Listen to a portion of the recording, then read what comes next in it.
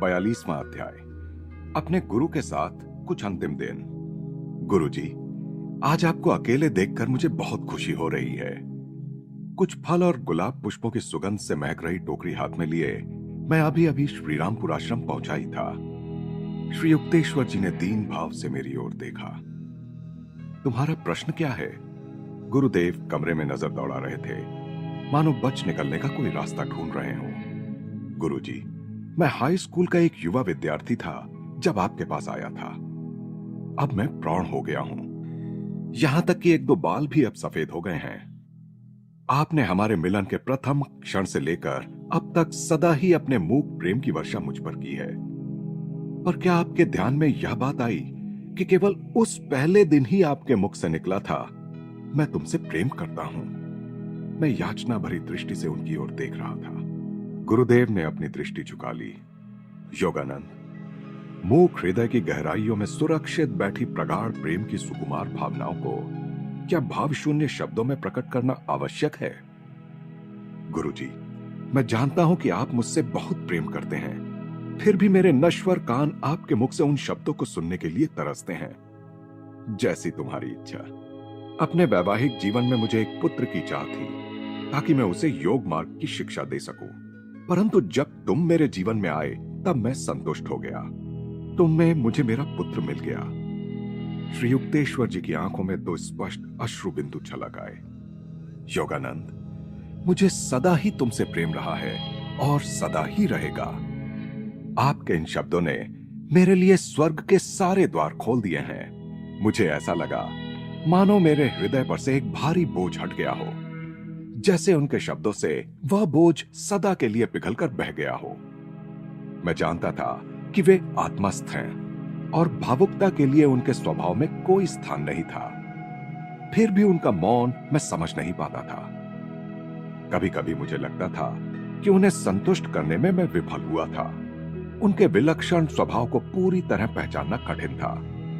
उनका स्वभाव गंभीर, स्थिर और बाह्य जगत के लिए दुर्बोध था, जिसके सारे मूल्यों को कब के पीछे छोड़कर वे आगे बढ़ गए थे। कुछ दिन बाद मैंने कोलकाता के एल्बर्ट हॉल में विशाल श्रोता समुदाय के सामने व्याख्यान दिया। उस अवसर पर श्री युक्तेश्वर जी संतोष के महाराजा और कोलकाता के मेयर के साथ मंच पर बैठने के लिए सहमत हो गए। गुरुदेव ने मुझसे कुछ कहा तो नहीं, पर मैं व्याख्यान के दौरान बीच बीच में उनकी ओर देख रहा था और मुझे लगा कि वे प्रसन्न हैं। फिर श्रीरामपुर कॉलेज से स्नातक हुए लोगों के सामने व्याख्यान देने का प्रसंग आया। जब अपने पुराने सहपाठियों पर मेरी दृष्टि पड़ी और उनकी दृष्टि अपने पुराने पागल सन्यासी पर पड़ी, तो आनंद के अश्रु सारा संकोच छोड़कर बहने लगे। दर्शन शास्त्र के मेरे मधुर भाषी प्रोफेसर डॉक्टर घोषाल मेरा अभिनंदन करने के लिए सामने आए। हमारी पुरानी सारी गलतफहमियां काल के ऐन्द्रजालिक स्पर्श से विलय हो चुकी थीं। दिसंबर के अंत में श्रीरामपुर आश्रम में दक्षिणायन प्रारंभ का महोत्सव मनाया गया। हमेशा की तरह आसपास के स्थानों से और दूर दराज से श्री युक्तेश्वर जी के शिष्य एकत्रित हुए। भक्तिपूर्ण संकीर्तन, कृष्णदा का मधुर गायन, आश्रमवासी बालक युवा शिष्यों द्वारा तैयार किया गया और परोसा गया महाप्रसाद, आश्रम के आंगन में तारों के छत्र के नीचे खचाखच भरे शिष्य समुदाय के सामने गुरुदेव का अत्यंत प्रेरणाप्रद प्रवचन, सारी पुरानी स्मृतियां फिर जाग उठी। बीते वर्षों के वे आनंदपूर्ण उत्सव। परंतु आज रात कुछ नया भी होने वाला था। योगानंद, आज की सभा में तुम प्रवचन करो, अंग्रेजी में। यह दोहरा अनोखा आदेश देते समय श्री युक्तेश्वर जी की आंखों में चमक आ गई थी। कहीं वे मेरे प्रथम व्याख्यान के पहले जहाज पर हुई मेरी दुर्दशा का तो विचार नहीं कर रहे थे। वहां उपस्थित अपने गुरु भाइयों को मैंने वह किस्सा सुनाया और अंत में अपने गुरु के प्रति कृतज्ञता व्यक्त करते हुए भक्ति निवेदन के साथ अपना प्रवचन समाप्त किया।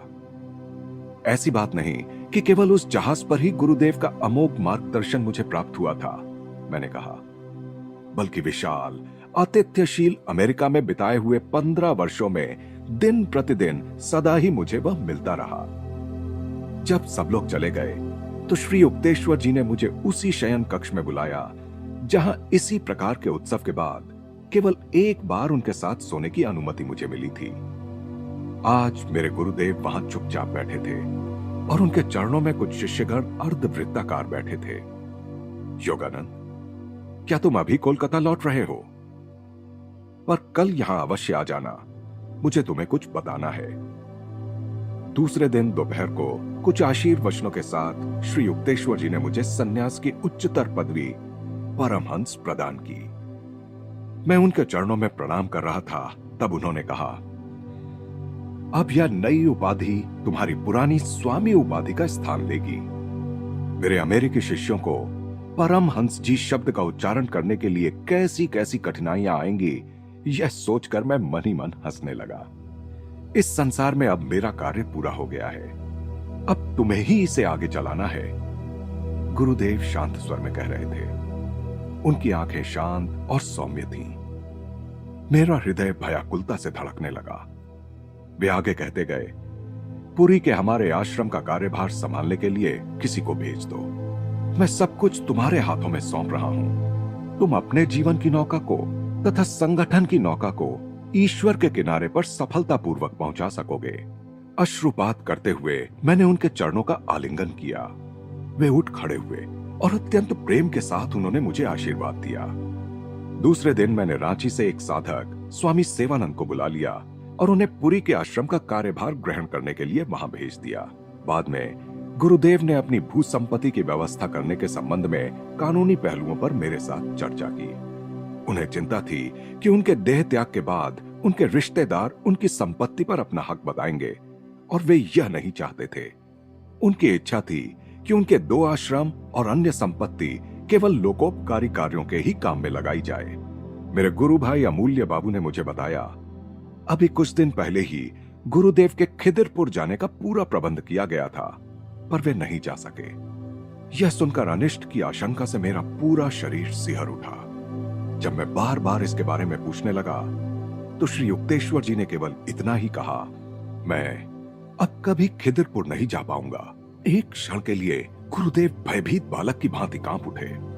पतंजलि ने लिखा है, बड़े बड़े संतों में भी अपने देह के प्रति उसके अपने स्वरूप के कारण किंचित सी आसक्ति रहती है। मृत्यु पर मेरे गुरुदेव जब कभी प्रवचन करते थे तो प्रायः साथ में यह कहते थे, ठीक उसी प्रकार जैसे दीर्घ काल तक पिंजरे में रहने वाला पक्षी पिंजरे का दरवाजा खोल देने पर भी उड़ जाने में हिचकिचाता है। मैंने अश्रुरुद्ध कंठ से उनसे याचना की, गुरुजी, कृपा करके ऐसा मत कहिए, कभी भी ऐसे शब्द मुझसे मत बोलिए। शांत मुस्कान श्री युक्तेश्वर जी के चेहरे पर फैल गई। उनका 81वां जन्मदिन पास आ रहा था, फिर भी वे स्वस्थ और मजबूत दिखाई दे रहे थे।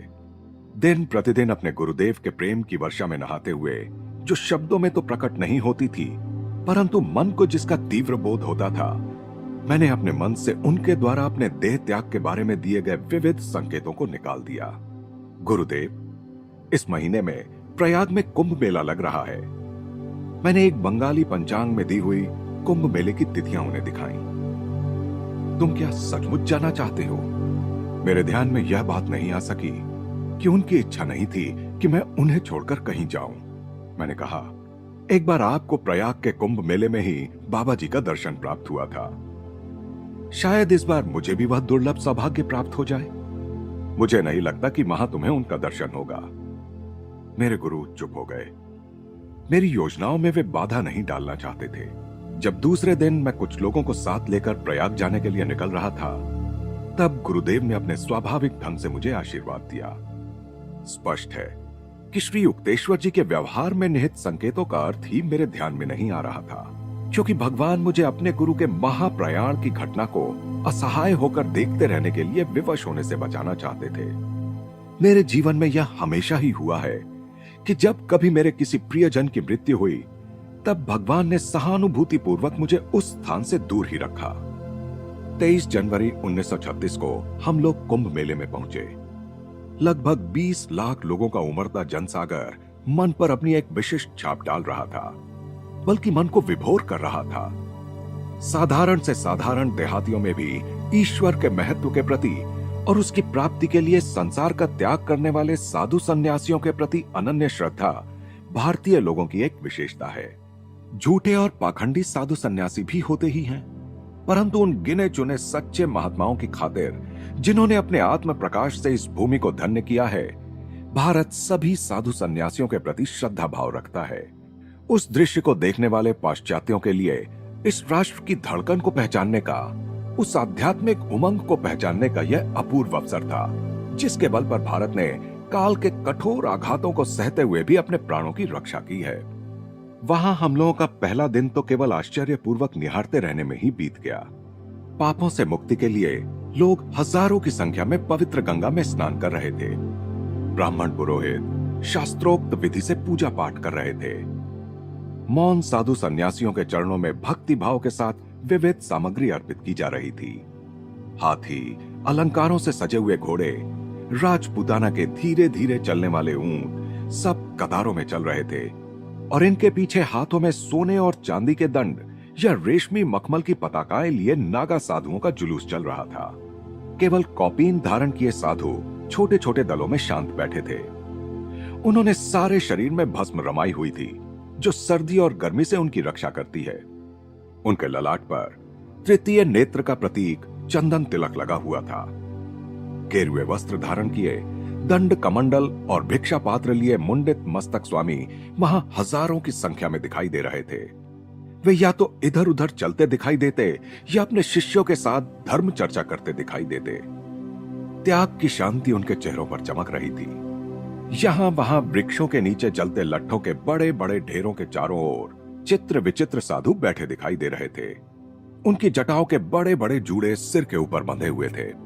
कुछ साधुओं की दाढ़ी कई फुट तक लंबी थी, जिसे उन्होंने गांठ बांध कर रखा था। वे चुपचाप ध्यान करते रहते या फिर अपने सामने से गुजरती भीड़ को हाथ उठाकर आशीर्वाद देते रहते। उस भीड़ में भिक्षुक भी होते, हाथियों पर सवार महाराजा भी होते, रंग बिरंगी साड़ियां पहने चूड़ियों और पायल की रुंझुन करती महिलाएं भी होती, फकीर भी होते जिन्होंने अपने अत्यंत कृश हाथ विचित्र ढंग से ऊपर उठाए रखे होते, ध्यान के लिए योग दंड हाथ में लिए चलते ब्रह्मचारी होते, आंतरिक परमानंद को गंभीर मुद्रा के पीछे छिपाए विनम्र साधु भी होते।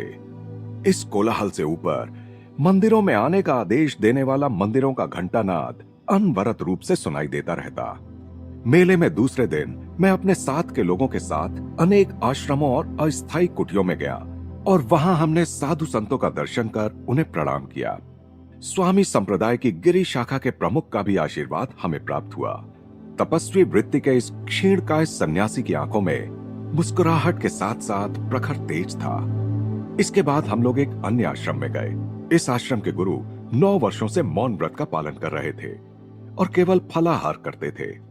आश्रम के मुख्य मंडप में मंच पर एक प्रज्ञा चक्षु यानी अंध साधु बैठे थे, जिन्हें शास्त्रों का अत्यंत गहरा ज्ञान था और सभी संप्रदायों के लिए वे श्रद्धास्पद थे। उस शांत आश्रम में मैंने हिंदी में वेदांत पर एक छोटा सा प्रवचन किया और फिर हम लोग पास ही रह रहे स्वामी कृष्णानंद से मिलने गए। स्वामी कृष्णानंद आकर्षक व्यक्तित्व के सन्यासी थे। गुलाबी गाल, बलशाली स्कंद, उनके पास ही एक पालतू सिहनी लेटी हुई थी। स्वामी जी के आध्यात्मिक प्रभाव से, न कि उनके बलिष्ठ देह के प्रभाव से, जंगल के उस पशु ने मांसाहार छोड़ दिया था और केवल दूध भात खाकर वह रहती थी। स्वामी जी ने उस पीले भूरे पशु को एक आकर्षक गुरगुराहट के साथ ओम का उच्चारण करना सिखा दिया था, भक्त शेरनी। इसके बाद हम लोग एक तरुण विद्वान साधु से मिले। श्री राइट की यात्रा दैनंदिनी में उस भेंट का सुंदर वर्णन है। फोर्ड कार से हमने चरमराते पीपा पुल पर से गंगा पार की, फिर अति संकीर्ण टेढ़ी मेढ़ी गलियों में से लोगों की भीड़ के बीच से होकर हमारी गाड़ी सांप की तरह धीरे धीरे आगे बढ़ने लगी। रास्ते में नदी तट पर योगानंद जी ने वह स्थान भी दिखाया जहां श्री युक्तेश्वर जी बाबा जी से मिले थे। थोड़ी देर बाद हम लोग कार से उतरकर कुछ दूर तक पैदल चले। रास्ते में साधुओं की धूनियों का घना धुआं भरा हुआ था और रेत पर पांव फिसल जाते थे। अंततः हम लोग घास फूस और मिट्टी की बनी कुछ अत्यंत साधारण झोपड़ियों के सामने पहुंचे। इनमें से एक झोपड़ी के सामने हम रुक गए। इस झोपड़ी का प्रवेश द्वार बिल्कुल छोटा सा और किवाड़हीन था। इसमें रहते थे अपनी असाधारण विद्वता के लिए प्रसिद्ध तरुण परिव्राजक साधु करपात्री महाराज। वहां वे पुआल पर पालथी मारकर बैठे थे। उनके शरीर पर एकमात्र आवरण और संसार में उनकी एकमात्र संपत्ति था एक गेरुआ वस्त्र जो उन्होंने पहन रखा था और उसी का एक छोर अपने कंधों पर ओढ़ रखा था। हम लोगों ने हाथ पांव पर रेंगकर किसी प्रकार झोपड़ी में प्रवेश कर उस ज्ञानी महात्मा के चरणों में प्रणाम किया। उनका चेहरा सचमुच दिव्य लग रहा था। हमारी ओर देखकर वे मुस्कुराए।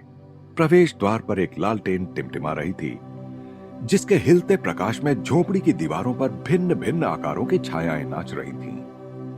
उनके चेहरे पर और आंखों में तेज था और श्वेत दंत पंक्ति अत्यंत आकारबद्ध एवं सुंदर थी। उनकी हिंदी मेरी समझ में नहीं आ रही थी, परंतु उनके हाव भाव से उनके कहने का अर्थ पूर्णतः समझ में आ जाता था। उनमें उत्साह, प्रेम और आध्यात्मिक वैभव ठूस ठूस कर भरा हुआ था।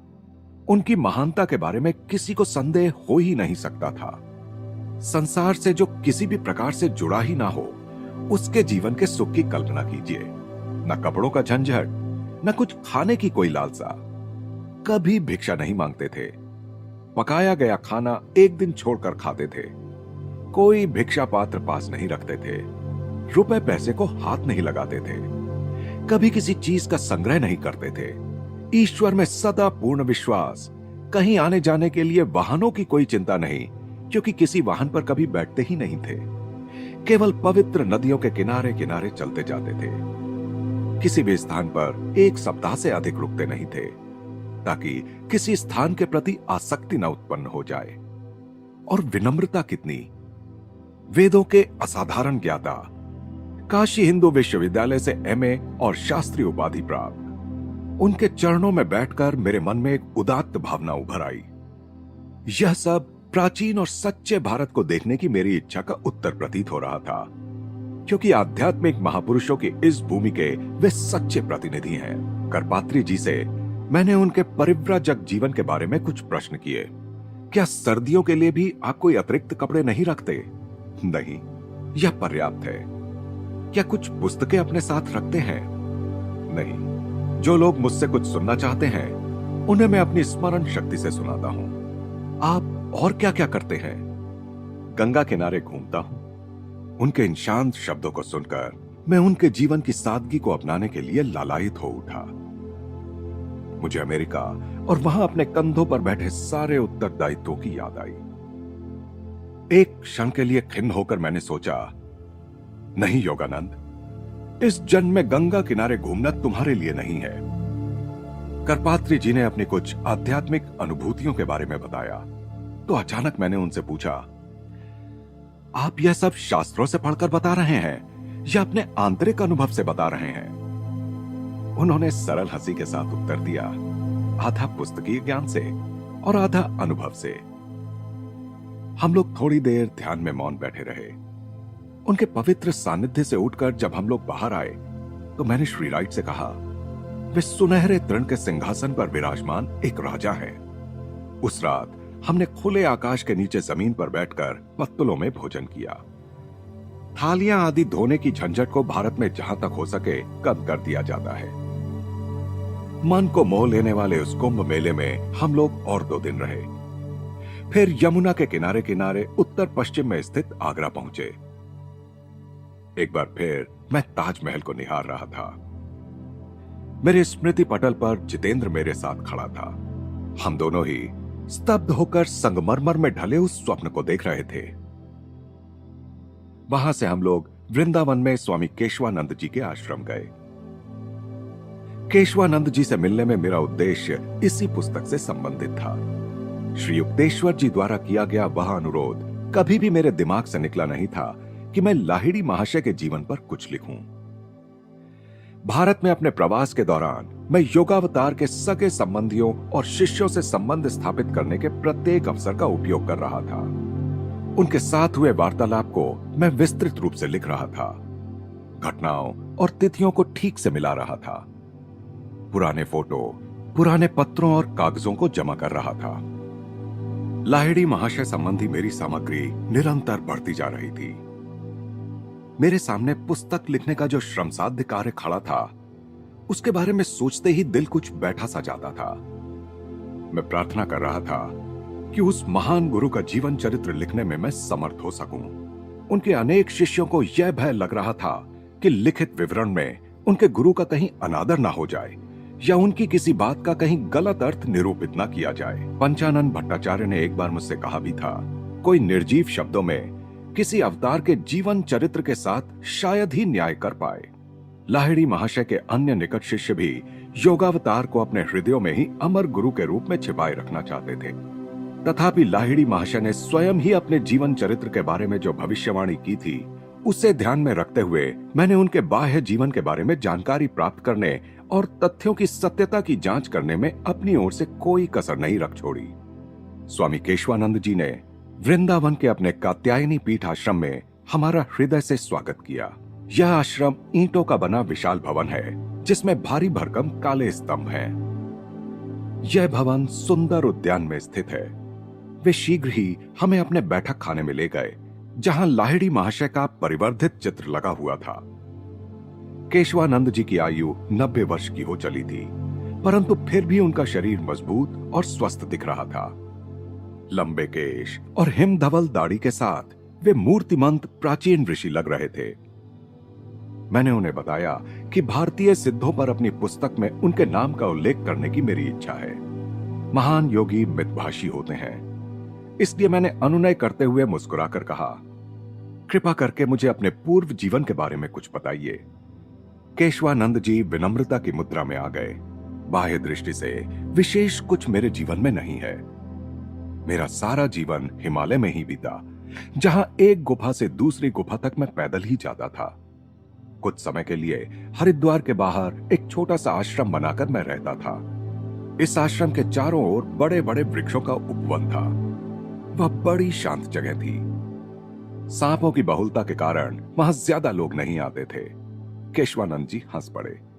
बाद में एक वर्ष गंगा की बाढ़ उस आश्रम को और उसके साथ साथ सांपों को भी बहा ले गई। तब अपने शिष्यों की सहायता से मैंने यहां वृंदावन में यह आश्रम बनाया। हम में से किसी ने केशवानंद जी से पूछा कि वे हिमालय में बाघों से अपनी रक्षा कैसे करते थे। केशवानंद जी ने सिर हिलाते हुए कहा, उस उच्च आध्यात्मिक वातावरण में जंगली पशु शायद ही कभी योगियों पर हमला करते हैं। एक बार जंगल में बाघ के साथ मेरा अचानक सामना हो गया। हठात मेरे मुंह से आवाज निकल गई। बाघ स्तब्ध होकर एकदम मूर्तिवत खड़ा हो गया, मानो पत्थर बन गया हो। अपनी इन स्मृतियों पर स्वामी जी पुनः हंस पड़े। कभी कभी मैं अपने एकांतवास से निकलकर अपने गुरु के दर्शन करने बनारस जाता था। हिमालय के वीरानों में मेरे अनवरत भटकने के कारण वे मेरे साथ मजाक भी करते थे। तुम्हारे पांव में चक्र है, एक बार उन्होंने मुझसे कहा। मुझे खुशी है कि हिमालय इतना विस्तृत है कि वह तुम्हें घूमते रहने में मग्न रख सकता है, केशवानंद जी कहते गए। लाहिड़ी महाशय अपने महाप्रयाण के पहले भी और बाद भी अनेक बार मेरे सामने प्रकट हुए हैं। उनके लिए हिमालय की कोई ऊंचाई कभी दुर्गम नहीं थी। 2 घंटे बाद वे हमें भोजन के लिए एक बरामदे में ले गए। मन ही मन मैंने हताशा का निश्वास छोड़ा। यहां भी 15 प्रकार के पदार्थों से युक्त भोजन। भारतीय आतिथ्य को स्वीकार करते 1 वर्ष से भी कम ही समय हुआ था और मेरा वजन 50 पाउंड बढ़ चुका था। परंतु मेरे सम्मान में आयोजित अनगिनत भोजों में इतने प्यार से बनाए गए किसी भी पदार्थ को लेने से यदि मैं इनकार करता तो उसे अशिष्टता की पराकाष्ठा माना जाता। भारत में अफसोस की अन्यत्र नहीं, गोल मटोल स्वामी दिखने से लोग खुश होते हैं। भोजन के उपरांत केशवानंद जी मुझे अन्य सभी लोगों से दूर एक एकांत स्थान में ले गए। वहां उन्होंने कहा, यहां तुम्हारा आना अनपेक्षित नहीं था। मेरे पास तुम्हारे लिए एक संदेश है।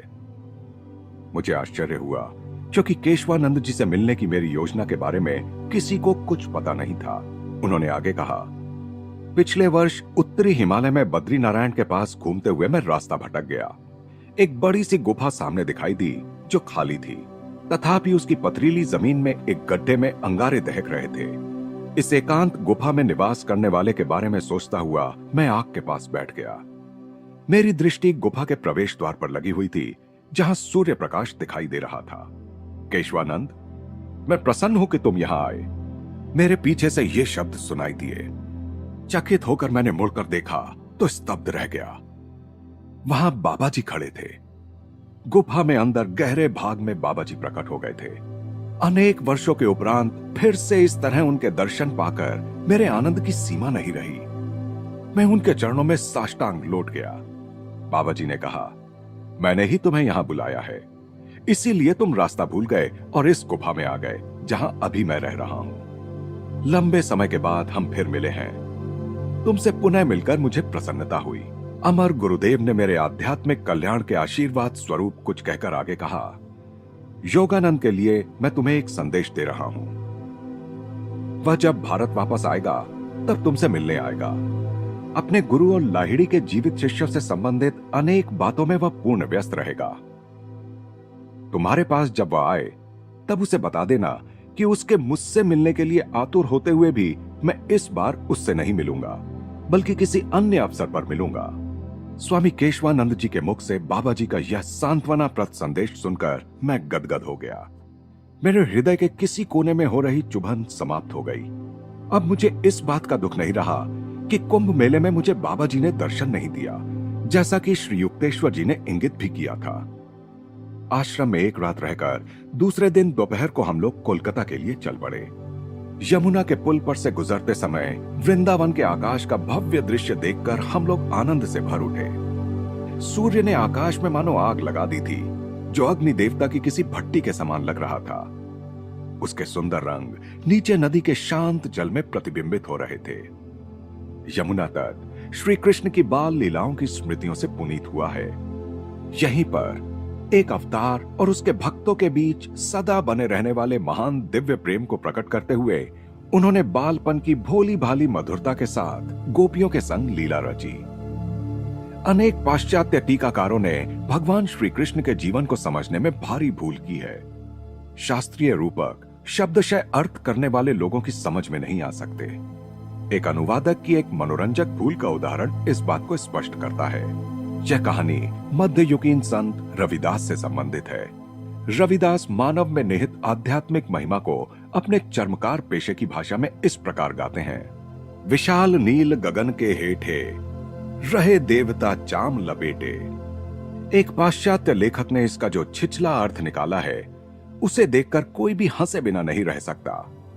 वह कहता है, उन्होंने बाद में एक कुटिया बनाई और उसमें चमड़े से बनाई एक मूर्ति स्थापित कर दी और उसकी पूजा शुरू कर दी। रविदास महान संत कबीर के गुरु भाई थे। रविदास के गौरव प्राप्त शिष्यों में चित्तौड़ की रानी भी थी।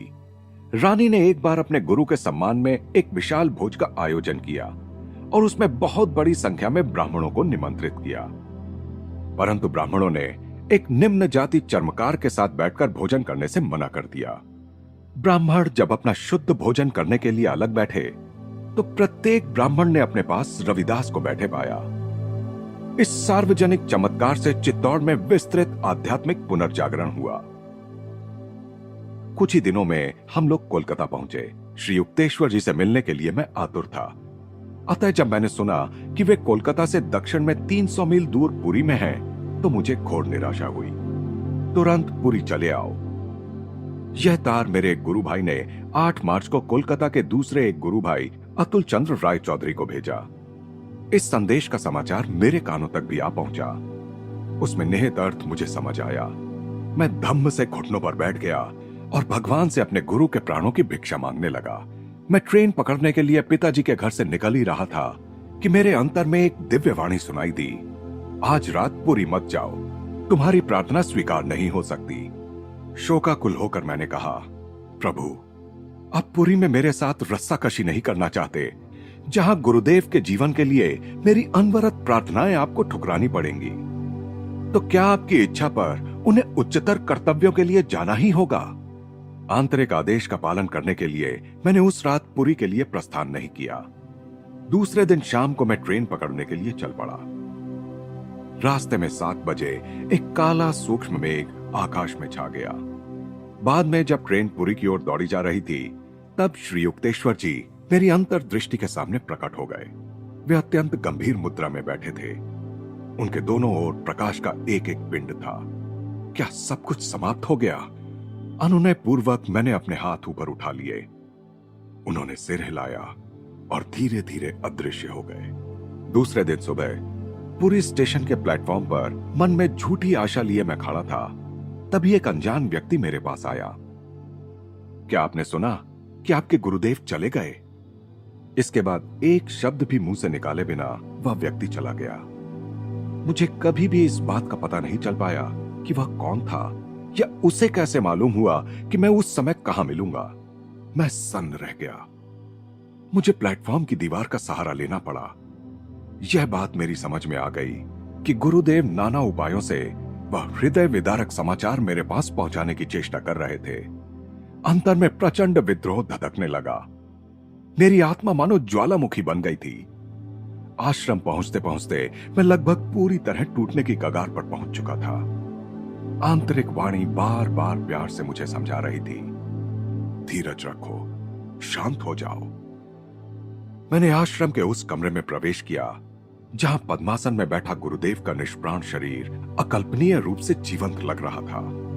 वह शरीर अभी भी पूर्णतः स्वस्थ और सुंदर लग रहा था। शरीर छोड़ने के कुछ दिन पहले मेरे गुरु को हल्का बुखार अवश्य हुआ था, पर अनंत परम तत्व में उनके आरोहण कर जाने के एक दिन पहले उनका शरीर पूर्ण रूप से स्वस्थ हो गया था। न जाने कितनी ही बार मैंने उस प्रिय शरीर को देखा। मुझे विश्वास ही नहीं हो पा रहा था कि उसमें से प्राण निकल गए थे। उनकी त्वचा अभी भी स्निग्ध और मुलायम थी। उनके चेहरे पर शांति का सुंदर भाव था। अंतिम रहस्यमय बुलावे के समय उन्होंने सचेत रहते हुए अपना शरीर छोड़ दिया था। शोक विह्वल होकर मैं चीख उठा, बंगाल का सिंह चला गया। 10 मार्च को मैंने उनका अंतिम संस्कार किया। पुरी आश्रम के उद्यान में सन्यासियों की प्राचीन परंपरा के अनुसार श्री युक्तेश्वर जी के पार्थिव शरीर को समाधि दी गई। बाद में आसपास और दूर दराज के स्थानों से उनके शिष्य अपने गुरु को श्रद्धांजलि अर्पित करने वासंतिक विश्व शोक सभा में एकत्रित हुए।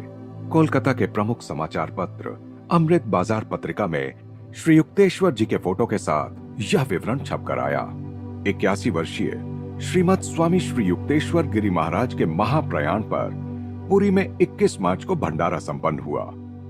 इस अवसर पर उनके अनेक शिष्य पुरी में एकत्रित हुए। स्वामी जी महाराज की गणना भगवत गीता के महानतम टीकाकारों में होती थी। वे काशी के योगीराज श्री श्यामाचरण लाहिड़ी महाशय के अग्रगण्य शिष्य थे। स्वामी जी महाराज भारत के अनेकानेक योगदा सत्संग यानी सेल्फ रियलाइजेशन फेलोशिप केंद्रों के संस्थापक थे और पाश्चात्य जगत में उनके प्रमुख शिष्य स्वामी योगानंद जो योग कार्य चला रहे हैं, उसके पीछे भी उन्हीं की प्रेरणा थी। श्री युक्तेश्वर जी की अचूक भविष्यवाणी करने की क्षमता तथा उनकी गहन अनुभूति ने ही स्वामी योगानंद को समुद्र पार जाकर अमेरिका में भारत के सद्गुरुओं के संदेश का प्रचार प्रसार करने की प्रेरणा दी। भगवत गीता तथा अन्य शास्त्रों की उनकी व्याख्या पौर्वात्य और पाश्चात्य दोनों दर्शनों पर श्री युक्तेश्वर जी के प्रभुत्व का प्रमाण देती है तथा पहली बार इन दोनों दर्शनों की एकता को स्पष्ट करती है। वे सभी धर्मों की एकता में विश्वास करते थे, अतः उन्होंने धर्म में वैज्ञानिकता लाने के लिए विविध पंथों और संप्रदायों के प्रमुखों के सहयोग से साधु सभा की स्थापना की। अपने देहांत के समय उन्होंने स्वामी योगानंद को अपने उत्तराधिकारी के रूप में साधु सभा का अध्यक्ष मनोनीत किया। ऐसे महापुरुष के देहावसान से भारत की बहुत बड़ी हानि हुई है। जिन्हें उनके सानिध्य लाभ का सौभाग्य प्राप्त हुआ था, वे भारत की सच्ची संस्कृति एवं साधना का उत्तरोत्तर विकास करें, जो श्री युक्तेश्वर गिरी महाराज में मूर्त हो उठी थी। मैं कोलकाता लौट आया। पवित्र स्मृतियों से जुड़े श्रीरामपुर आश्रम में जा पाने का मुझे अभी साहस नहीं हो रहा था। इसलिए श्रीरामपुर में रह रहे श्री युक्तेश्वर जी के बाल शिष्य प्रफुल्ल को मैंने कोलकाता में ही बुला लिया और रांची विद्यालय में उसके प्रवेश की व्यवस्था कर दी। प्रफुल्ल ने मुझे बताया, उस दिन सुबह जब आप कुंभ मेले में जाने के लिए निकल गए तो गुरुदेव धप्प से दीवान पर बैठ गए और कहने लगे, योगानंद चला गया, योगानंद चला गया। फिर कुछ गूढ़ ढंग से उन्होंने कहा, मुझे उसे किसी और प्रकार से बताना पड़ेगा। फिर वे घंटों मौन बैठे रहे। इसके बाद के मेरे दिन व्याख्यानों, कक्षाओं, साक्षात्कारों तथा पुराने मित्रों के साथ पुनर्मिलन से ही भरे रहे। खोखली हंसी और अनवरत कार्य व्यस्तता के जीवन प्रवाह के नीचे काले शोकाकुल विचार परमानंद की उस आंतरिक सरिता को मैला किए जा रहे थे जो इतने वर्षों तक मेरी अनुभूतियों की बालू के नीचे अपने प्रवाह मार्ग से बहती आ रही थी। वे दिव्य ऋषि कहां चले गए? शोक संतप्त आत्मा की गहराइयों से मैं मुख रुदन करते हुए अपने अंतर से पूछता जा रहा था। कोई उत्तर नहीं आया। मेरा मन मुझे सांत्वना देने लगा। यह अच्छा ही हुआ कि गुरुदेव का परम प्रेमी परमात्मा के साथ संपूर्ण मिलन हो गया। अब वे अपने तेज से अक्षय धाम में सदा के लिए चमक रहे हैं। मेरा हृदय विलाप कर रहा था। अब तुम फिर कभी उन्हें श्रीरामपुर आश्रम में नहीं देख सकोगे। अब फिर कभी तुम अपने मित्रों को उनसे मिलाने के लिए लाकर नहीं कह सकोगे, देखो वे रहे भारत के ज्ञानावतार। श्री राइट ने जून के प्रारंभ में हम लोगों के पश्चिम जाने के लिए मुंबई से जहाज पकड़ने की सारी व्यवस्था कर दी। एक पखवाड़े तक कोलकाता में विदाई भोज और व्याख्यानों का सिलसिला चलता रहा। उसके बाद मिस प्लेज, श्री राइट और मैं अपनी फोर्ड कार से मुंबई के लिए निकल पड़े। वहां पहुंचने पर जहाज के अधिकारियों ने हमें अपनी यात्रा रद्द करने के लिए कहा, क्योंकि उस जहाज पर कार के लिए कोई जगह नहीं थी और हमें तो यूरोप में फिर उसकी आवश्यकता पड़ने वाली थी। कोई बात नहीं, मैंने खिन्न मन से श्री राइट से कहा, मैं एक बार फिर पुरी जाना चाहता हूं। और मन ही मन कहने लगा, मेरे अश्रुओं को फिर एक बार अपने गुरुदेव की समाधि का अभिषेक करने दो।